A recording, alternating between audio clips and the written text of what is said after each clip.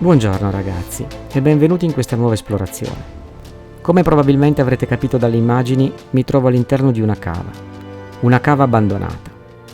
Questa tipologia di cava viene definita cava in galleria, in quanto i blocchi di marmo vengono scavati direttamente dentro la montagna e poi estratti, al contrario delle classiche cave a cielo aperto dove i blocchi vengono tagliati per l'appunto all'esterno.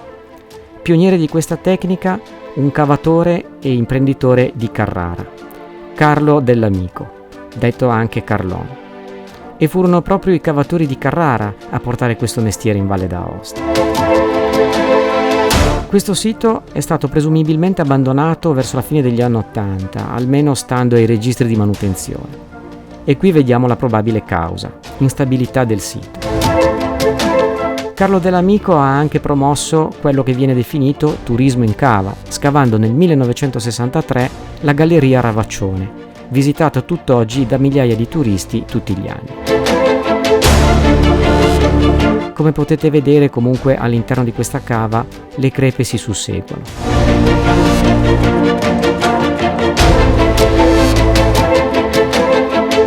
E qui c'è un vetrino che va a monitorare proprio una di queste crepe. Un altro particolare di una vistosa crepa dove si vede l'infiltrazione del fango, quasi a far pensare che la crepa sia quasi su in cima alla montagna. All'interno vi sono comunque ancora degli oggetti, tipo questi bidoni che una volta contenevano del lubrificante.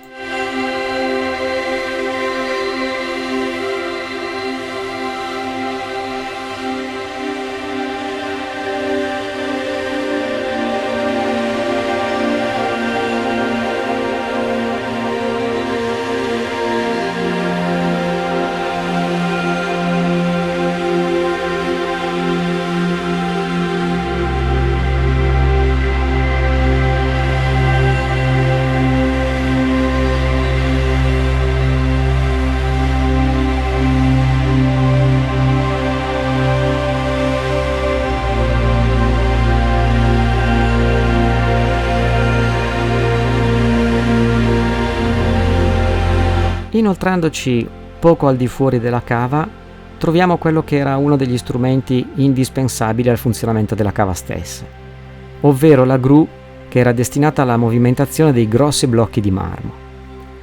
La gru è stata smantellata, i grossi tralicci che la componevano sono stati tagliati e attualmente giacciono sulle piante sottostanti.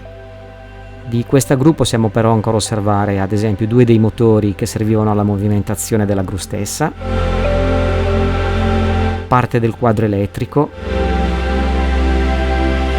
i relè che componevano il quadro elettrico stesso e poi diversi particolari della gru, tra l'altro le funi che sono spesse ma oramai arrugginite,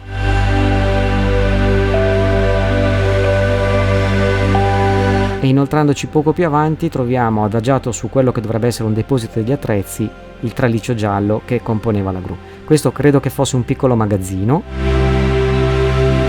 La tettoia qua così ormai è quasi venuta giù del tutto. Questa doveva essere, a mio avviso, l'officina della manutenzione, perché ci sono dei particolari tipo i filtri del gasolio che andremo a vedere qui, così vedete qua ci sono dei filtri di aria e gasolio, ci sono dei pignoni, quindi mi viene da pensare che appunto questa fosse l'officina della manutenzione. E una cosa che mi ha colpito molto è questa nicchia qua, scavata direttamente nella montagna e adibita a cantina dei vini, ma è stata fatta veramente bene, mi ha veramente molto colpito. Adesso ci spostiamo invece in quella che era la zona della mensa, con il bagno e la doccia. Purtroppo questa zona qua credo che sia stata in parte vandalizzata, anche se non ci sono graffiti, perché è stato tutto buttato all'aria. Come potete vedere tutto per terra, è stato rovesciato il fornello, le sedie, il tavolo.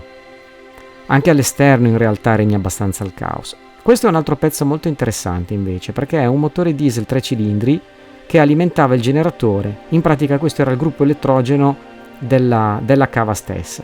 Vedete le 3 cinghie di gomma che agiscono sul generatore, che è quello là dietro bianco, è un generatore trifase, e poi qui a lato adesso vediamo l'interruttore che faceva da sezionatore, eccolo lì.